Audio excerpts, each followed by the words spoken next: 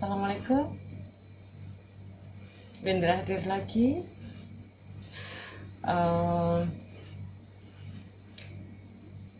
Untuk episode ini, Wendra akan mengupas tentang ciri-ciri atau tanda-tanda mata batin terbuka. Sebagian orang mungkin penasaran ya, ingin mengetahui tanda-tanda terbukanya mata batin ya. Nah, di sini penyebab terbuka mata batin itu satu, bisa terbuka dengan sendirinya atau bawaan sejak lahir. Terus yang kedua, melakukan latihan atau ritual-ritual tertentu dan lain-lain. Ya, sah-sah aja sih. Terus biasanya itu bagi yang kalau yang bawaan sejak lahir itu justru terkadang itu dia itu tidak merasakan ya, dan itu hal yang wajar gitu loh. Tidak merasakan dalam arti bahwa dia itu mata batinnya sudah terbuka gitu. Nah, beda dengan yang sengaja melatih diri atau melakukan ritual khusus ya, itu berarti dia sudah menyadari bahwa dia memang ingin atau sengaja ingin membuka mata batin. Nah, itu. Terus ini untuk yang sengaja mencari ya, atau sengaja membuka gitu ya, membuka mata batin ya. Nah, itu ada penebalan di pertengahan kedua alisnya gitu, dan kadang-kadang seperti ada desiran atau denyutan kecil gitu ya, tapi bukan kedutan yang jet itu bukan. Jadi di sini antara ini biasanya menebal gitu, tapi bukan anu loh ya, bukan pokoknya terasa kayak tebel gitu. Nah, terus desirannya di sini,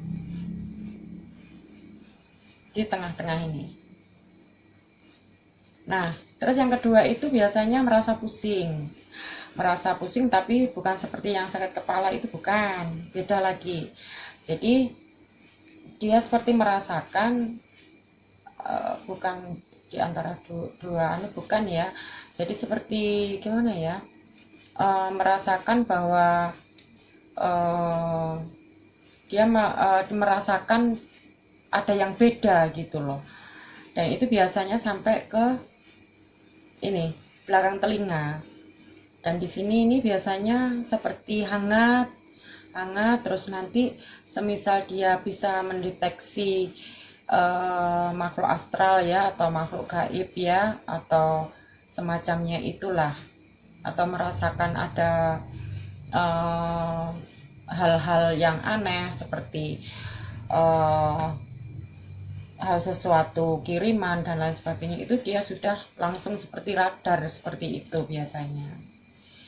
Nah, jadi seperti sampai di sini gitu ya, sampai belakang telinga itu biasanya rasa pusingnya itu ada di sini gitu. Tapi ini bukan migrain loh ya. Kalau migrain itu kan rasa pusing atau sakit kepala tapi setengah atau separuh gitu. Nah, terus yang ketiga, orang tersebut biasanya mempunyai intuisi atau feeling yang sangat tajam. Nah, terus misalkan itu ketika dia diajak bicara dengan seseorang atau melihat seseorang yang ingin menghampirinya atau dimanapun gitu ya, dia sudah bisa membaca apa yang ada di dalam pikiran orang tersebut. Nah, bahwa orang tersebut itu positif apa negatif itu biasanya sudah bisa diperkirakan gitu. Nah, itulah tanda-tanda atau ciri-ciri bahwa mata batin sudah muncul. Setelah kita sudah merasakan bahwa mata batin kita muncul atau sudah terbuka, untuk mengasahnya, untuk menjaganya biar lebih lebih tajam gitu ya, itu kita harus rajin ibadah, mendekatkan diri dengan pencipta, dengan sang pencipta ya, bahwa kita harus selalu ingat mati hidup kita itu dari sang pencipta. Terus atau melakukan meditasi itu juga lebih baik gitu, atau melakukan tirakat itu ya.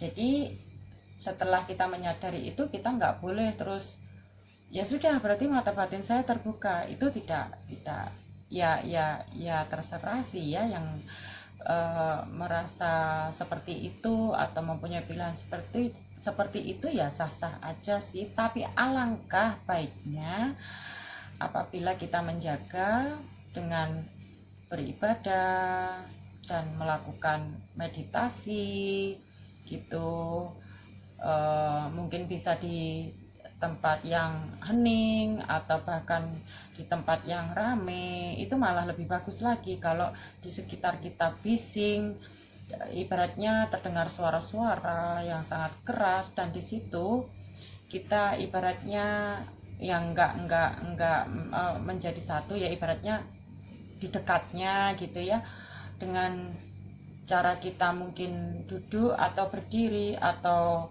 apa ya, yang penting merasa nyaman, enak gitu, kita bisa loh melakukan itu.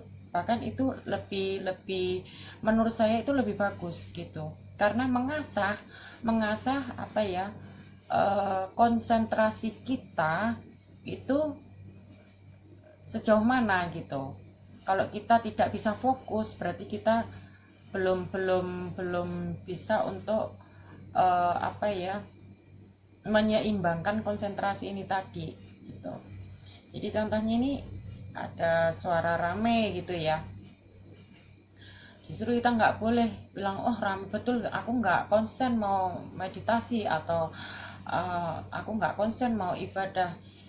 Justru itu dilatih gitu, karena kita di mana saja kita bisa melakukan nantinya.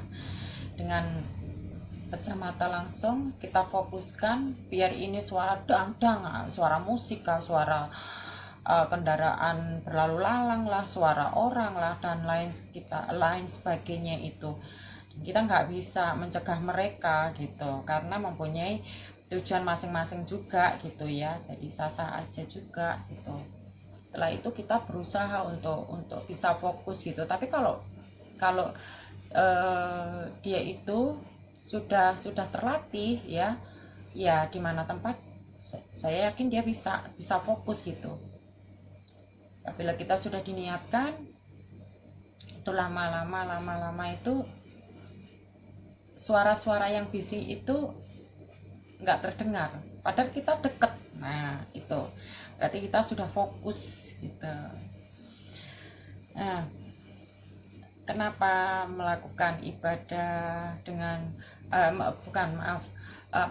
maksudnya itu sehingga apabila kita itu melakukan benar-benar gitu, semakin tajam gitu ya, dengan cara yaitu tadi, semakin mendekatkan diri, terus kita asah terus gitu. Intinya kita mendekatkan diri kepada sang pencipta itu. Jadi biar semakin tajam dan digunakan yang ke hal-hal yang lebih baik. Nah, terus apabila itu mau digunakan ke hal yang nggak baik, ya itu sudah pilihannya mereka. Tapi saya sarankan lebih baik digunakan ke hal yang baik. Oke? Jadi itulah para pemirsa tentang mata batin kita yang sudah terbuka gitu ya. Jadi bisa silahkan yang ingin bertanya tentang dirinya untuk mengetahui mata batin saya sudah terbuka atau belum, atau seperti yang tanda-tanda sebagian itu tadi yang saya jelaskan. Apabila ada kurang lebihnya saya juga minta maaf, itu masih sebagian ibaratnya tanda-tanda umum gitu mata batin yang terbuka gitu ya. Kalau detailnya masih banyak sih. Nah, untuk kali ini sekian dulu para pemirsa. Wendra undur diri. Salam santun. Semoga apa yang saya jelaskan ini tadi, penjelasan ini bisa berguna untuk semuanya dan bermanfaat untuk semuanya.